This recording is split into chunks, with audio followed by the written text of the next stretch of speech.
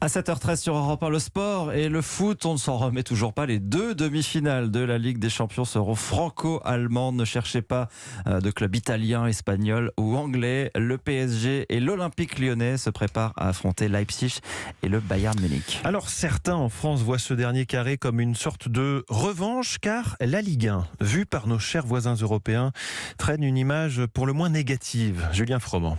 À l'étranger, quand on parle du championnat de France, on lui accole souvent un surnom peu reluisant, la Farmer League, qu'on pourrait trivialement traduire par la Ligue des paysans, signe du peu de reconnaissance dont jouit la Ligue 1.